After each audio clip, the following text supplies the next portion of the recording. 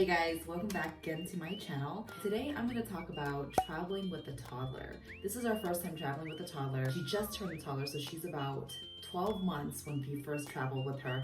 She just had her birthday. And so if you're traveling with a baby or a toddler and you want some tips, here's 10 tips on traveling with a toddler. So tip number 1, try to call in early and to figure out your plane situation. We traveled with Southwest to a domestic flight from California to Hawaii, and we didn't call in early, but good thing we brought her birth certificate. It's important because if you're traveling with a toddler under age of 2, you get to travel for free as a lap baby. However, they typically will ask you for a birth certificate to verify date of birth. So thank God we got there early. So if you didn't call in earlier to register your baby, get there early so you are able to register your baby and bring that birth certificate. Tip number 2 is when you are checking in, so we were really frazzled when we did this, but there's this first check-in where you're checking in all your bags. We are able to check in the stroller.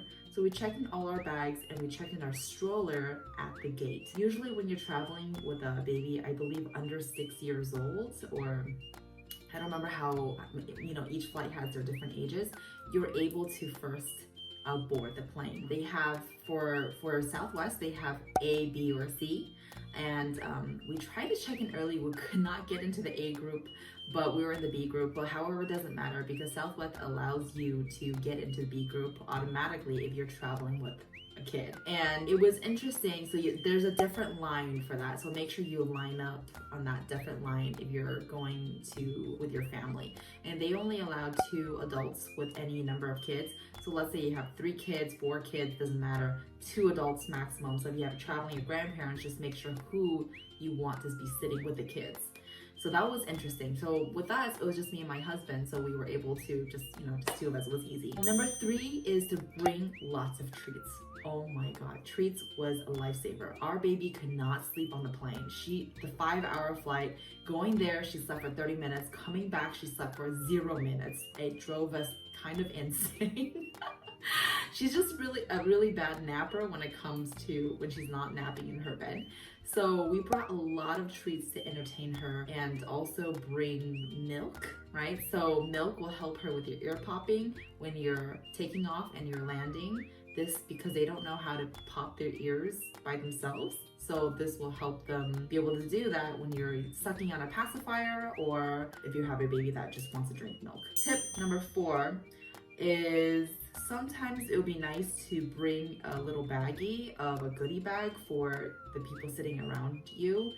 We forgot about that, but I remember one time when we were going on a trip and someone brought their baby and they brought a little goodie bag, which is really nice, especially if your baby's gonna cry and sometimes you feel guilty, right? So the lady put some earplugs and some treats in the bag that was in a note that said, thank you for understanding. So I thought that was really cool. I would probably do that next time. Tip number 5, I brought my stroller and the car seat.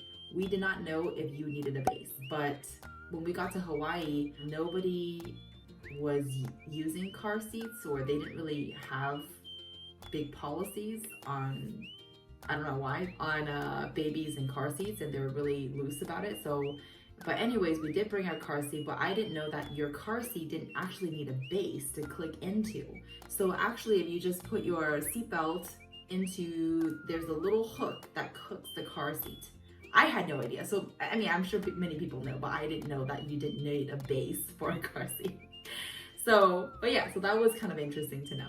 Number 6, we brought an umbrella stroller. We bought an umbrella stroller from our neighbor, but if you don't have one, I think they're super cheap. They're like $40 from Walmart or something like that. That was super nice because they're super easy to kind of fold up and they're really easy to bring along, and Maisie loved it, the umbrella stroller.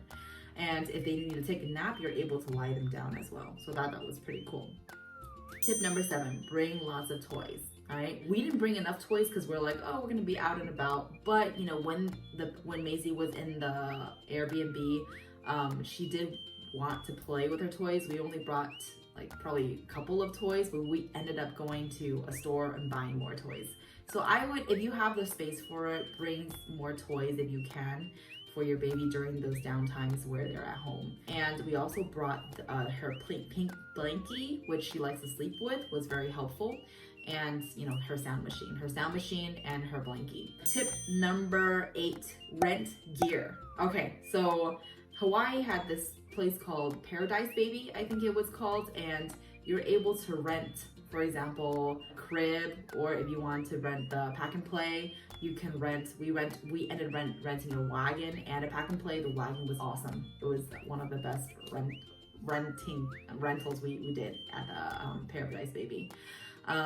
So we were able to pack everything in the wagon when we went to the beach. So we put Maisie and we had all her beach stuff, and it's super easy to push.